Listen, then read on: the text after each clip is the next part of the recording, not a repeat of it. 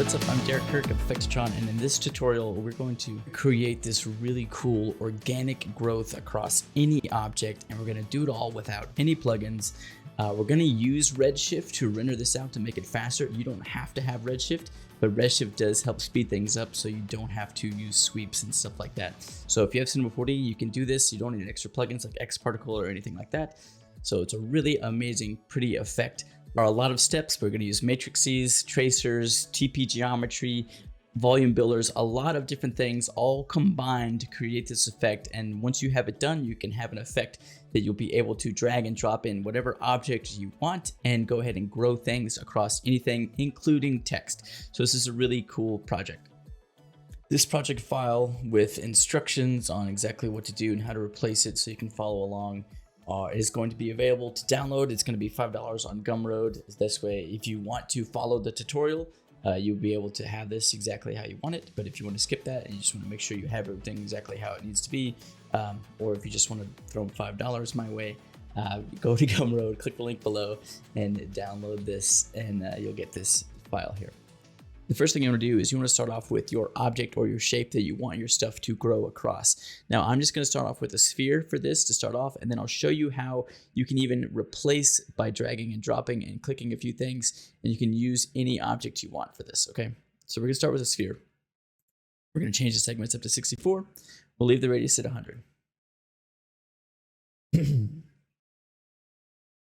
Next, we're going to make a copy of this. Control-C, Control-V. This way we have sphere 1. Exactly the same. Now what we need to do is we need to click this volume builder. We're going to grab sphere 1, put it inside the volume builder. Inside the volume builder, we're going to change it off the volume type of sign distance field, and we're going to switch it to vector. And this is going to make a whole bunch of these little vector points and stuff like this. And we're going to lower our voxel size down to 2 centimeters. And I know I'm kind of covering a lot of things if you don't use this a lot that may not make a lot of sense. Basically, voxel size, voxel is a 3D pixel. Smaller the size, the more resolution it is, basically. Think larger pixels, think Minecraft. Smaller pixels, think more high-res stuff. Okay, so basically we've got that. So now what we need to do is we need to create some thinking particles. So we're going to go to Simulate, Thinking Particles, TP Geometry. Then we're going to go to Simulate, Thinking Particles, TP Settings. And inside of our TP Geometry, we have the particle group. And we're just going to grab this particle group here that says all, and just going to click and drag that in there. Next, we're going to create a null. We're going to right click this null, and we're going to go to the programming tags. And we're going to choose Espresso. Inside of here, we want to go into our system operators here, go down to our thinking particles section. Inside the TP initiator, we're going to grab the P pass, and then we're going to go down to the TP dynamic, and we're going to grab the P force object. Connect that to that, and there we go. Now the next thing we need to do is create a field force object. So we're going to go to Simulate, Forces, Field Force. And we're going to use this to create that pattern and that randomness that's going to drive these points across our surface here to create kind of this look. So we've got our field force created here. We're going to click and drag that into the P force object. And you can see that updates there. And now it says field force. And now we can close this. Inside of our field force, we want to change the velocity type to set absolute velocity. We're going to turn that strength up to 250. And this will depend on the scale of your scene and stuff. And you can play around with the strength and stuff. It has a lot of effect on the way it looks and everything, as well as the scale of the noise, and we'll cover that in a minute. But basically we have set it to 250 because that's a good point for what we're doing right now. And then we're going to grab our volume builder, and we're going to click and drag that into our field force down here. And we're going to say volume object. So now we've created our volume object inside of our field force. So now we have our field force and our volume builder set up and our TP particles going. We need to create a matrix object so that we can have kind of those thinking particles represented in a physical form. And then we're going to use a tracer to sort of trace the path of the way those are moving. Okay, so first let's go ahead and add a matrix object. So we're going to click and hold this cloner object, go to matrix. Inside of the matrix here, we're going to go to object. And then instead of generate matrices only, we want to also generate thinking particles. And so now we have that option for that TP group again. So we go to Simulate, Thinking Particles, TP Settings. Grab that group of all, bring it in. And then for our object, we want to grab this sphere that's inside of our volume builder. Click and drag that in. And now you see we have these matrix objects that have formed on our sphere. That's exactly what we want. We want the distribution to be on the surface, and we want this count to control the amount of points we have. And as we slide this up, you'll see that that starts spawning more points on our object. And we're going to go ahead and up this all the way up to 250. So that's going to make a good amount of points here. So right now, if we hit play, you'll see it just kind of punch out and nothing really happens because we don't have anything driving our field force dynamically. So we need to create a random field. Now, if you notice, we have that option inside of our field force here, but we actually want our random field to be inside of our volume builder. So inside of our volume builder, we don't have that option. We don't have random field here, but you can still go up to create field, random field. And we can click and drag that into our volume builder. Now, inside of our volume builder, we have random field and spheres. And we want to change the mode of this to cross. And that's going to make it interact with our surface the way we want it to in our shape. So it's just going to grow across the surface of it and not kind of go all throughout it and stuff like that. The next thing we want to do is we want to make sure that our coordinate size for this random field is big enough to encompass our entire object. So what we have here is the default is 40, 40, 40. We have a 100 centimeter radius here. So we want to go ahead and just say 250, 250, and 250. And now you can see we have these little gray squiggles everywhere all across our object here. And this is exactly, you want to make sure that this box encompasses your shape. And those settings are right here inside of the creation space for your random field. This is the creation space of the volume builder, okay? So now, if we hit play, we'll see that these boxes are moving all across our surface in this wiggly way. Now it's a little hard to see, so I recommend just turning off the display viewport option here for the volume builder up here by clicking this little dot. Now we can see we have these boxes kind of squiggling around our surface, which is a good start. Now we need to create a tracer object so that when our boxes are squiggling around, they're going to basically draw on our surface and allow us to render shapes from those drawings. Sounds complicated. It's pretty simple. Let's go ahead and add a tracer by clicking these cloners. Go to tracer, and then our trace link. We don't want the volume builder as our trace length. So what we want for our trace length is going to be all of our particles. So in order to do that, we want to go up here to Simulate, Thinking Particles, Thinking Particle Settings, grab this all and bring it in here. Now when we hit play, you can't see it in this display mode. Hang on. Now when we hit play, you can see all these little orange lines. That is exactly the path that all these little cubes are taking, and you can see it's drawing on our surface, and you can start to see how we're kind of getting this effect a little bit. It's a lot of bizarre things, but it's working. So the next thing we need to do is control our random field. And I find that just increasing the scale of the per lin is going to get you a really nice result, and we're going to change it all the way up to 1,000. And now when we hit play, we get these really nice, clean, swooping swoops here. And what we can do is, our swooping swoops. What we can do is we can add some more time to our scene so we have a longer time for these to draw on. So we'll hit Control D, make sure we're set in 24 frames per second, and then we'll go ahead down here and go to 240. So now when we hit play, we'll get these nice drawing shapes, and they'll swoop across our object and then kind of shoot off. And this is creating this really nice, pretty look. Okay, so we have our lines on top of our object, which is perfect. But if we go to render right now, nothing. It's just a sphere. So let's go ahead and just add, some materials on our spheres and a material on our tracer, and you're still going to see we get nothing. So here's the trick and the beauty of Redshift is we can right click our tracer, go to render tags, go to Redshift object. Inside of our Redshift object, because it's a tracer, and this works with splines and things like that as well, it knows that this is not a 3D object and it's a 2D guide. So it gives us the option of this curve tab. And inside of that, we have the mode. And so we can open this mode up and go to capsules.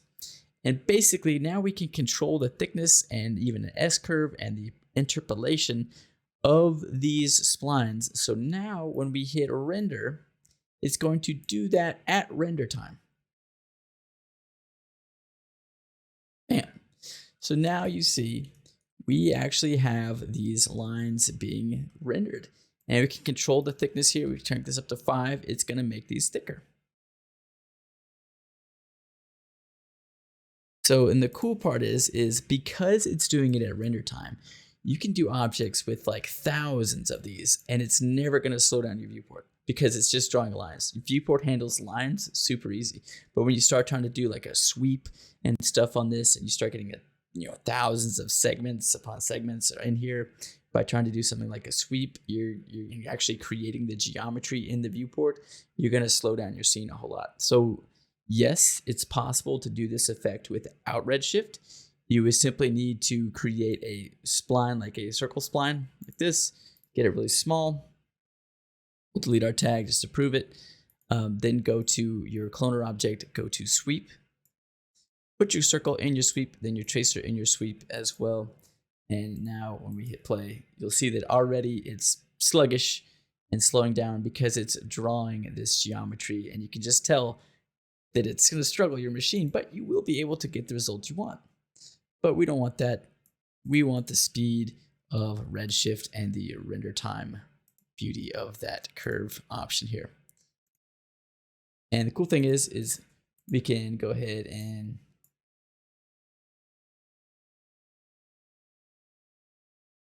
we have this geometry here, and if we want to, we can go ahead and say 2, and then we can draw on this. We can load in presets, we can draw on it, whatever we want. So we can bring this down, and we could curve it up by pointing these points and pulling these guides up. And so now it's going to be thin on the beginning and the end, and then thick in the middle. So we kind of have this nice fade on, fade off look. Yeah, it's looking pretty cool. Okay, nice curve like that. It's gonna look good, like an upside down U. Now, quickly, let's just go ahead and grab some of our metals. We'll do that brush gold that we created, throw that on our tracer. We'll throw like a black shiny object on our sphere here. And we'll hit render. We'll hit play, let that go. We'll hit render.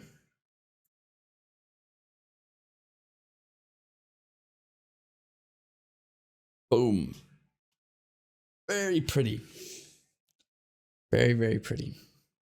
So now if we want to adjust this, we're really just going to need to control our random field. Now we can mess with our field force here, and we'll go back here and to the beginning.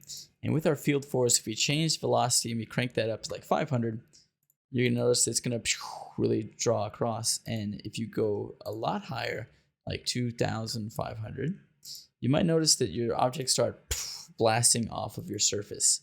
So be mindful of that. If you do 50, objects might just be a little too slow, but you're gonna get these really pretty things and everything's gonna stay on your surface well. It's not gonna shoot off. So as long as you have enough time, you can just render out to a final object. But you can find that middle ground where, let's say like 300, where it's gonna stay on your surface and not shoot off. See, there's one that shot off, a couple shot off over here. So you can always just lower that back down and you'll get those objects to stay on your surface more, and you can just add more time. But sometimes it's kind of neat for those to spiral off. So really, really neat. And if you want to adjust this, and like I mentioned, all we need to do now, if we want to adjust this, we can change the scale of our noise. Redraw it back. Get tighter spirals and stuff with a smaller noise.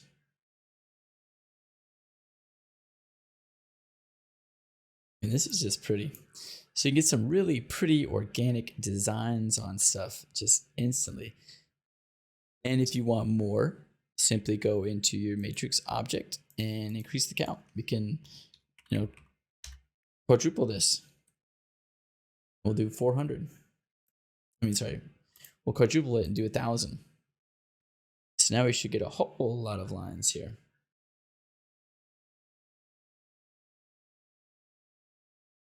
Yeah. So you can get some really pretty shapes. And this is where you might want to start lowering your field force down a bit. And then lastly, obviously, you can come in here and besides just adjusting the scale, you can change the style. Like you could do Displacement Turbulence, and that's going to draw different style of lines across. It's not going to be as swirly. It's going to be more like a topographic map.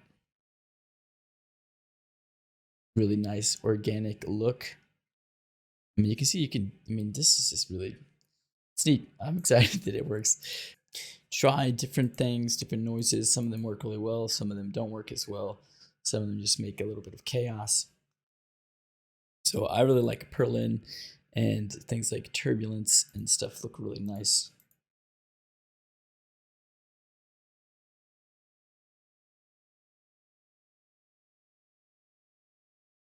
So with turbulence, get this nice geographic look. And again, you don't like the way these are fading in, just bring this up, if you want. Get it all even for a nice even coating across it. Really cool. We're crazy, and we're gonna go 20,000 for the count, right? And we're gonna hit plus. And we're gonna watch this just make a whole bunch of lines for us. You can just see these squares swimming around. And we're going to hit pause. We're going to go to our thinking particles, and we're going to do a thickness of 1. And we're going to hit render. Because it's extracting out 20,000. Oh my gosh. That is so cool. So this is the kind of thing, like if we tried to sweep this, it would break my computer. But we can do it with Redshift, and I freaking love it. That is gorgeous. Okay, that's cool. That's awesome. And you can animate it. You could do emission color lights. You can make it a ramp that goes crazy colors. The options are limitless. Let's go ahead and just turn our, I'm gonna save this. Save incremental. Okay, let's go ahead and do another save. Okay, let's go ahead and turn our matrix objects back down to just 500.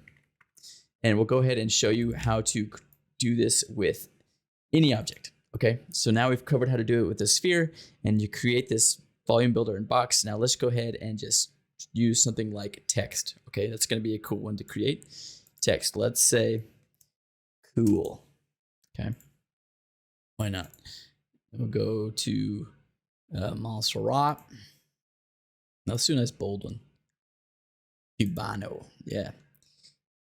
And then for some reason, the text object itself doesn't like to work with a matrix objects. When you put a matrix objects with the text, it doesn't give you that option to control the amount. Like when you put it with a sphere, see how that count shows up? Doesn't happen with the text. Doesn't like it. So all you need to do is with our text, right click our text and go ahead and say connect objects and delete, because we're not going to mess with this. So now we've created it as an editable object. Now we can go into our matrix, drag this text into there. Also make a copy of this. Okay. Now we can make a copy of this text, put this text inside of our volume builder. Make sure this text is beneath our random field and our random field is set to cross. And inside our matrix object, we're going to grab this volume builder text and put it in there. And so now we have our count here as well. Let's go ahead and turn this sphere off so it's out of our way. Now we can see that our little gray box here isn't as wide as our letters. So we need to make sure that inside of our volume builder, this random field noise is going to be big enough to encapsulate our text. So let's just spread that out to 500. And that should encompass all of our text, because otherwise you're going to get sort of a hard edge where your matrix objects aren't going to fly out there. So now we can turn this off again. When we hit play,